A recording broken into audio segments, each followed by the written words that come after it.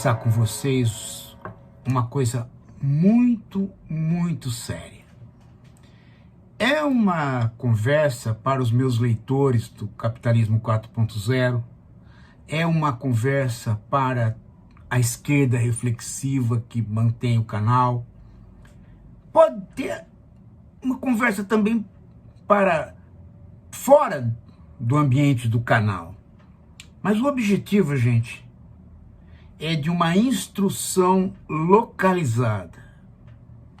É a respeito de uma área chamada geopolítica.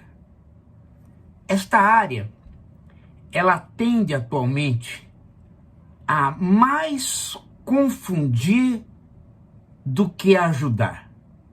O jornalismo de geopolítica, os chamados entendidos de geopolítica, os que dão pitacos em geopolítica, eles estão, eu diria, fora da jogada. O problema que nós enfrentamos hoje, no mundo atual, não é um problema onde você possa usar da geopolítica para entendê-lo. Aliás, quando você vê o Marx trabalhando, você fica admirado dele no século XIX, o século onde estão surgindo as nações, como elas se configuram depois no século XX, onde os nacionalismos estão começando a apontar para valer, justamente ali onde o Hegel vai, antes dele, ser o filósofo do Estado, não só como filósofo estatal, mas como filósofo que coloca o Estado como um elemento final da evolução humana. Justamente ali, nesse momento, tudo conspira para que o Marx trabalhe com o Estado e ele tira o Estado da jogada. Ele vai para a mercadoria, para o capital, e ele vai fazer uma análise onde o Estado desaparece.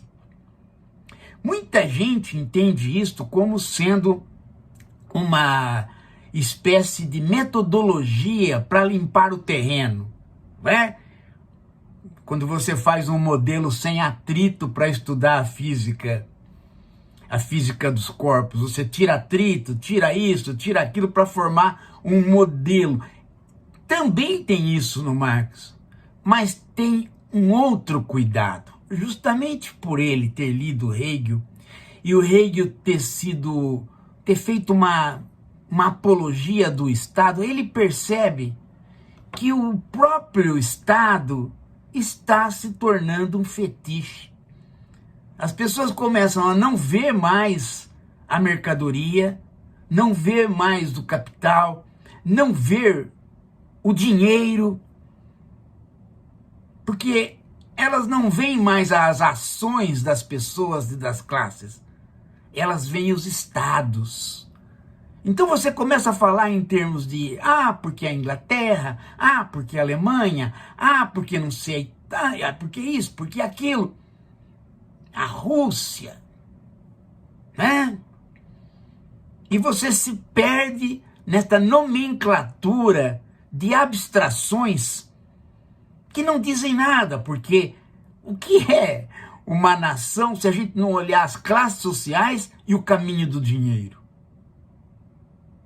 Olhar as classes sociais e o caminho do dinheiro é olhar a política dos povos, a política das pessoas. Neste episódio do Trump, já era para nós termos aprendido isto. Porque muito mais do que no século XX todo, onde de fato os estados tiveram protagonismo, dos anos 2000 para cá, nesse novo século, falar em geopolítica, usar de conceitos velhos do imperialismo, querer achar que um Estado e outro Estado podem fazer a história, é simplesmente não ter conseguido aprender a lição do Marx e não ter conseguido assistir às transições do capitalismo neste mundo recente, o mundo do capitalismo 4.0. É por isso que a gente fez o livrinho. Tá lá. Esses dias eu fui lá na Martins Fontes, estava lá na bancada, tá na Amazon, tá aqui para você. Pega para você sair deste vício.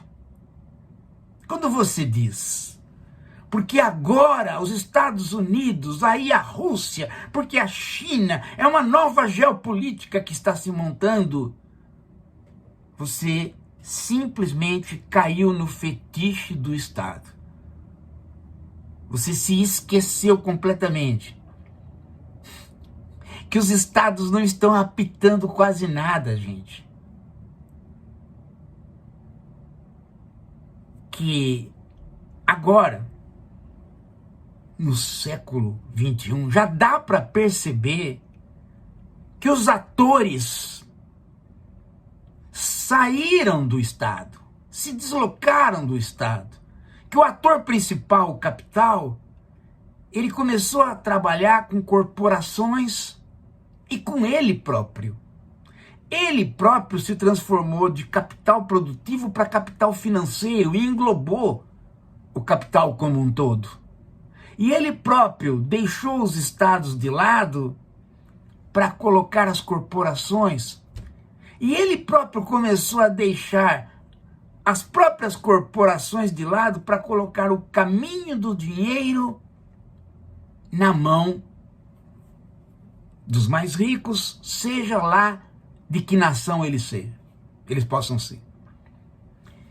É isso que a gente tem que notar na ação do Trump. Os Estados Unidos, por eles possuírem um exército forte, por boa parte das corporações serem corporações americanas, eles dão a impressão de que os outros estados estão funcionando como estados. Ou seja, que há no mundo um conflito entre estados. Mas não há, gente. Porque em todos os estados não há regime diferente que não o do capital. Então nós estamos vivendo muito mais uma época de um império do que de imperialismo.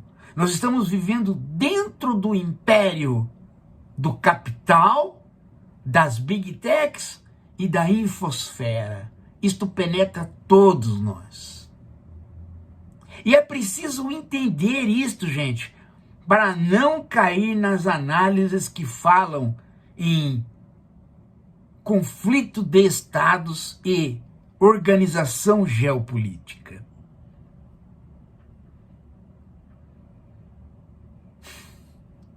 Sacaram?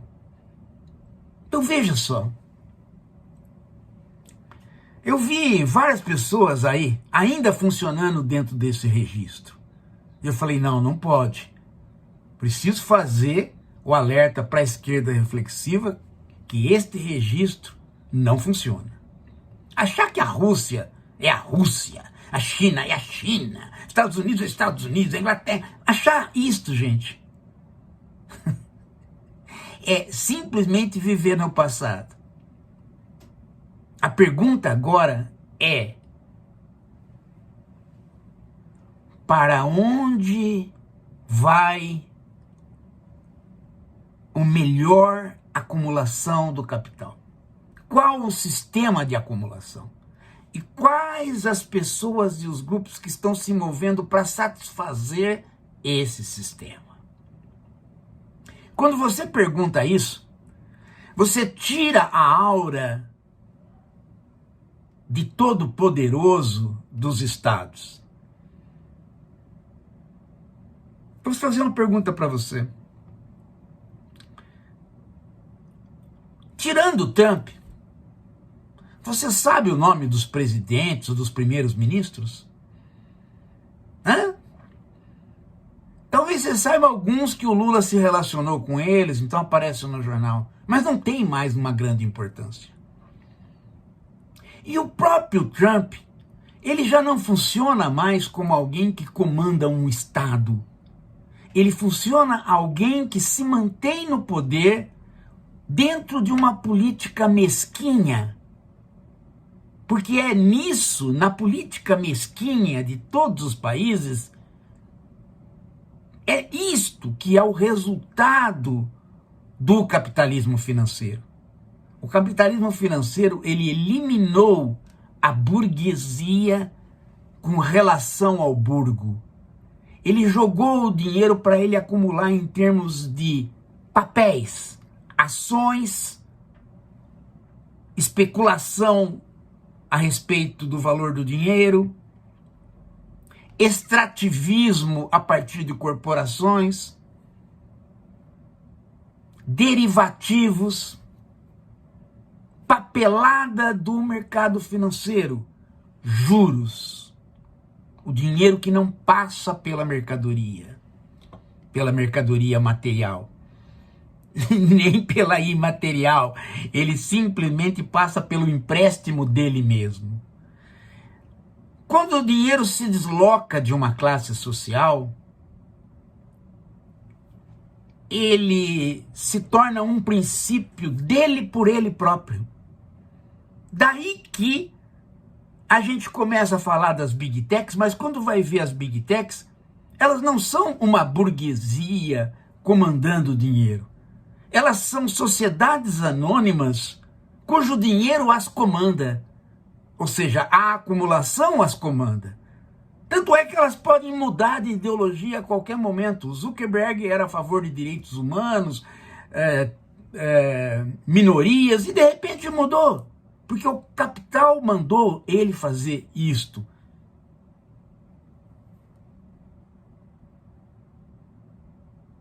Perceberam?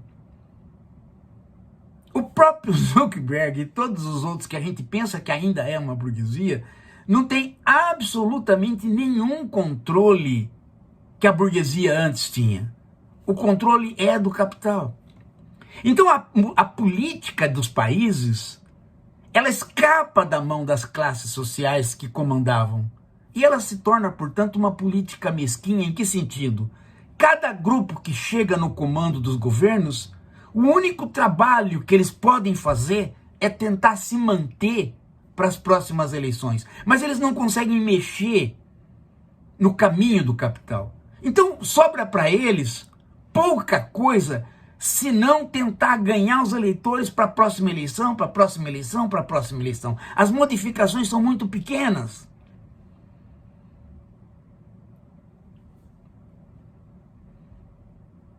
E isso faz, gente, dos governantes políticos que não passam da estatura de prefeitos. Gente, não pensem diferente por conta do protagonismo de um ou outro. Porque se você entrar em cada país, você vai ver que a política que os governantes fazem é a política de se manter no poder de maneira mesquinha.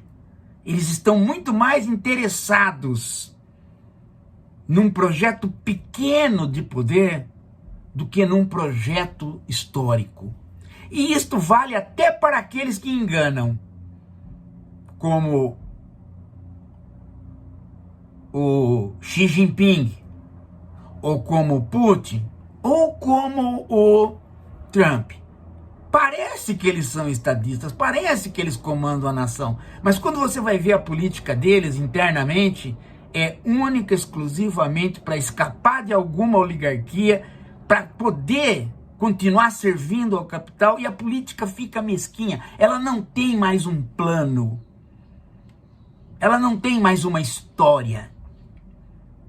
E quando você começa a ver essa mesquinhez, é que você entende a atuação do Trump. O Trump, gente, e agora vai a análise sem geopolítica e sem Estado. análise do Trump como um político menor. Igualzinho o Xi Jinping faz para se livrar dos ricos no país dele. Igualzinho o Putin faz matando oligarcas. O Trump, ele tem uma obsessão. Ser na América o que o Obama foi. Ele é desesperado por isso. Ele é um prefeito que quer ter a estátua dele na cidade. Ele tem medo de qualquer coisa que não seja o programa de televisão que ele tinha. E ele administra os Estados Unidos a partir da ideia de que ele precisa ficar.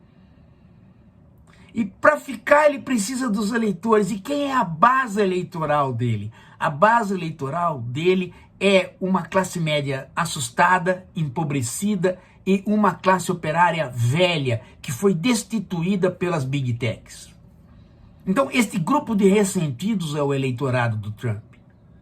E ele prometeu a estes que ele ia dar emprego e vida melhor e que a culpa deles não terem emprego e vida melhor era a imigração, eram os montes de estrangeiros que vinham do México.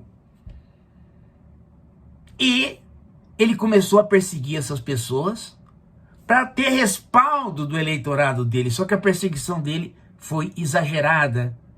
E o próprio eleitorado dele começou a ficar com medo e começou a se afastar dele.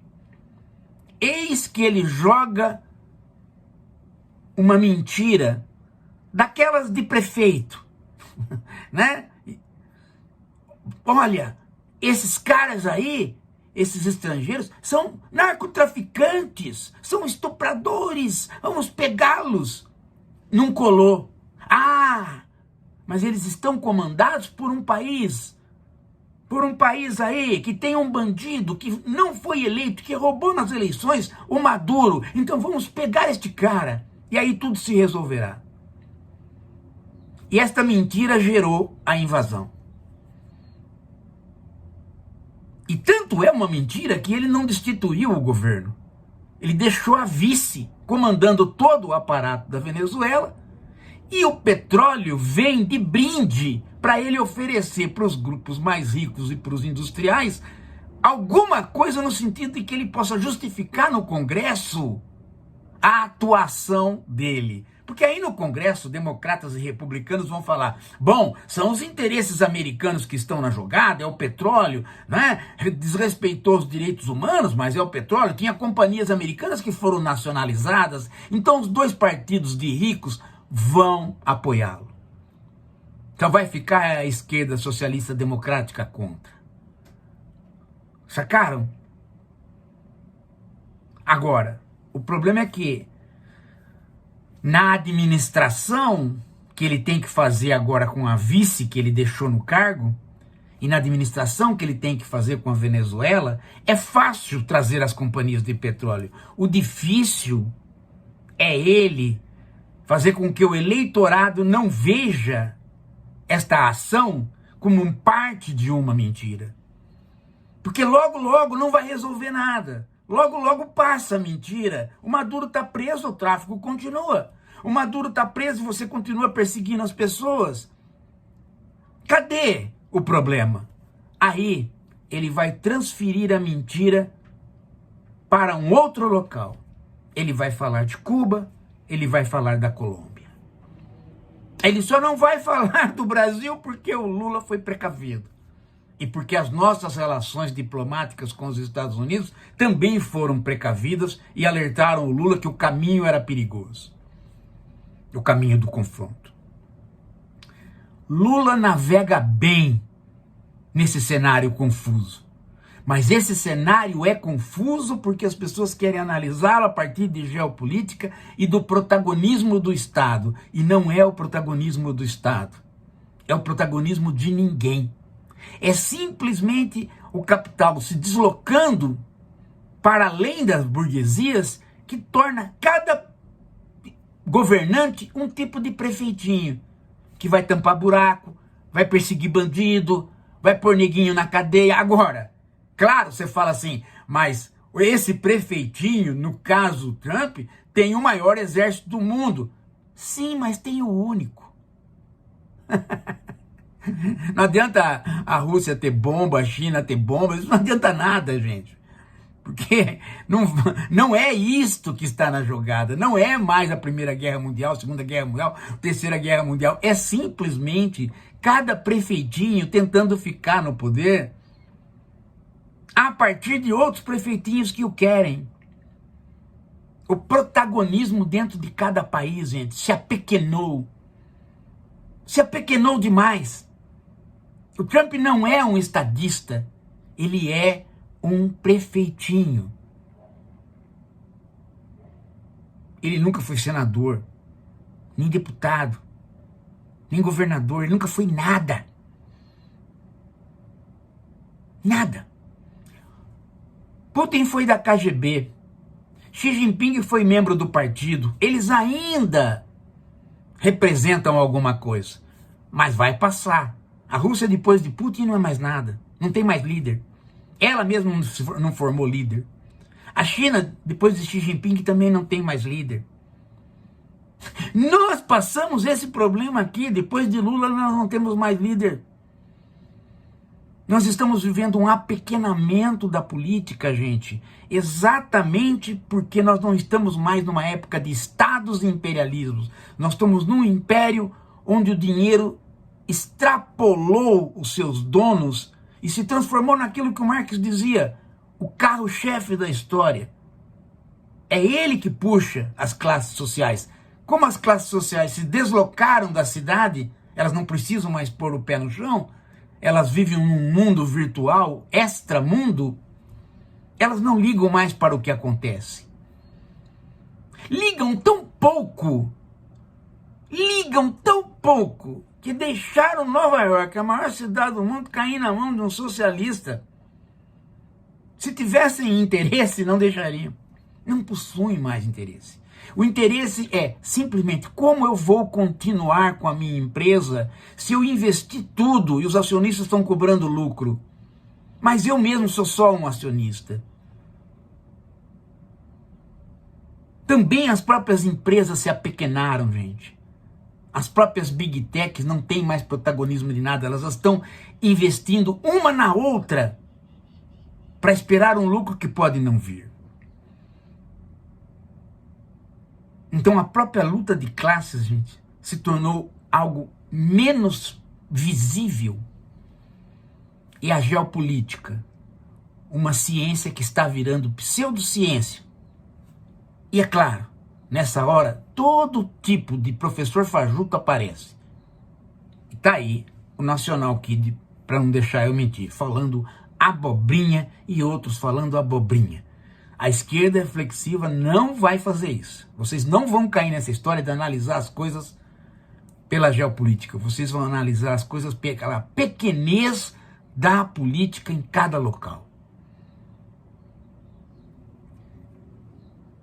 E o grande mestre disso foi o Marx, né? Porque quando ele foi analisar o capitalismo, ele não analisou o Estado. Ele ia deixar o Estado para analisar bem depois. Ele não caiu no fetiche do Estado.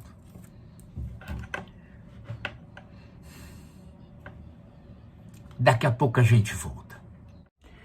Gente, nós continuamos pedindo para você tentar colaborar com o Filomed. A gente agora, no próximo semestre, conseguir fazer mais 6 meses de Filomed. Qualquer doação ajuda. Vem com a gente. Ei, faz o Pix. Faz o Pix.